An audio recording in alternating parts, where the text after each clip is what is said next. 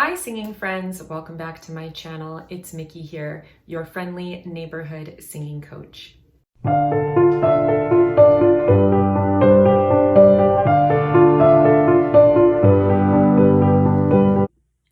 Hello singing and piano friends. I am offering a beginner singing and a beginner piano course. I would love to be your teacher. They are my VIP, very important pianists and very important performers learning groups. So if you would like to sign up, all of the information is in the description box below.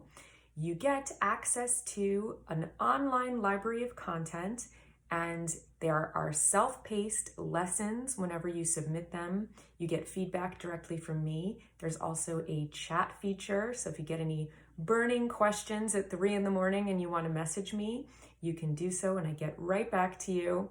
There are also free monthly webinars on all sorts of topics, and you get access to a community of your peers who are learning at the same level as you, so you can keep each other inspired and motivated. I hope that you'll join me. I would love to be your teacher, so please click the links below and join my VIP learning groups.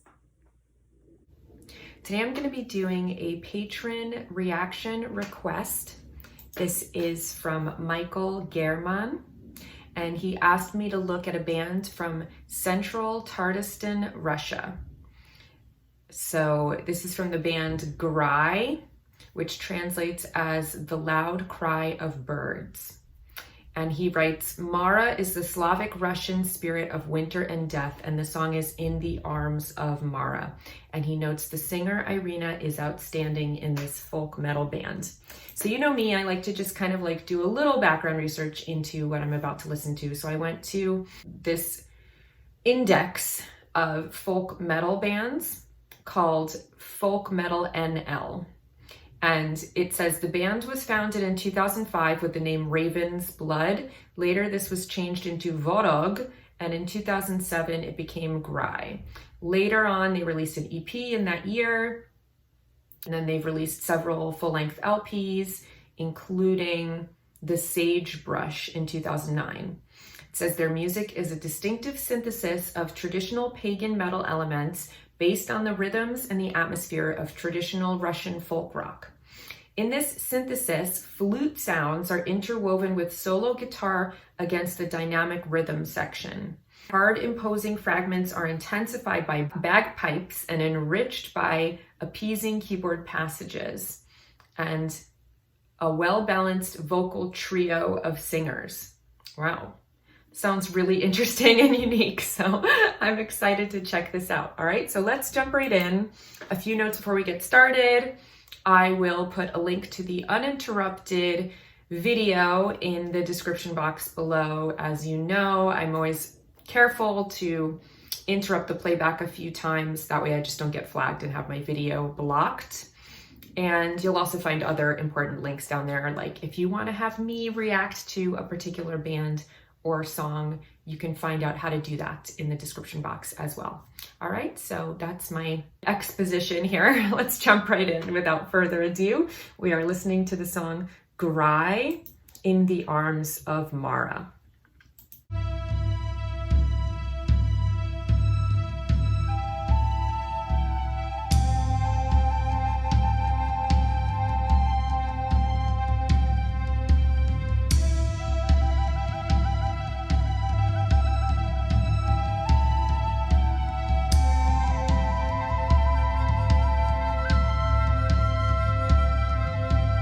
Белая зимой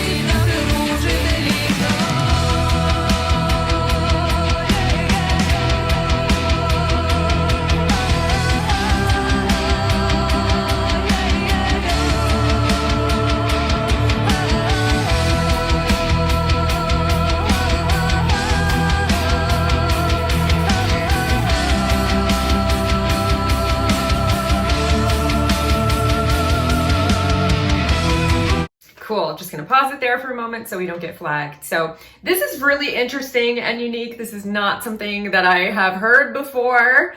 It definitely has like a world music feel, you know, with all of those interesting elements, how it opens with that like almost like recorder flute thing and that drum. And then I just like all of the different layers and stuff going on. That juxtaposed with that like heaviness, you know, those heavy chugging guitars is really interesting. It's like, you know, when you think of world music, you don't necessarily think of like heavy metal, you know?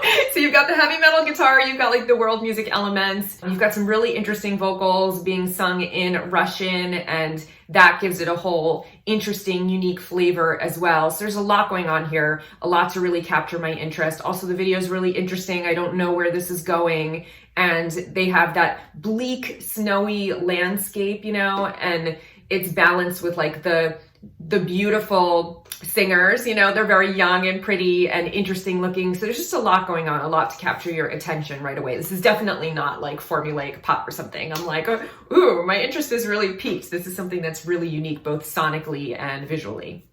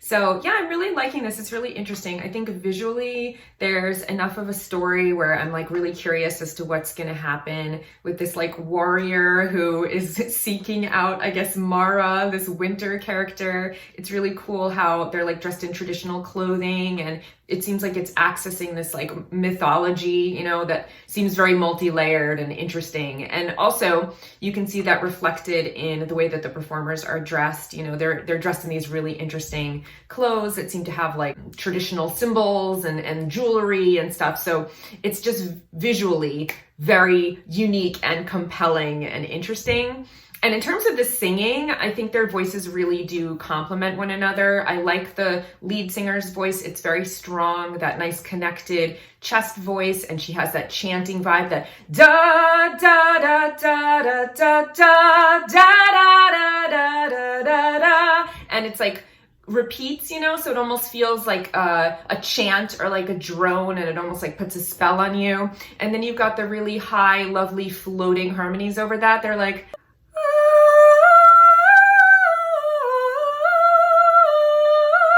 really floating over it that almost sound like they're very, very like fluty and beautiful and just like floating above that. So there's a really nice contrast and the voices complement each other very nice. And then there's that lower harmony as well. So I really do like the trio of voices. I think they work very well together. They have distinct tones and timbres, so that it's not like listening to The Warning, for example, where their voices are very similar to the point where sometimes for me, it's hard for me to tell them apart, you know, because their voices have a lot of the same colors, and that can be really beautiful and wonderful to play with that effect, you know.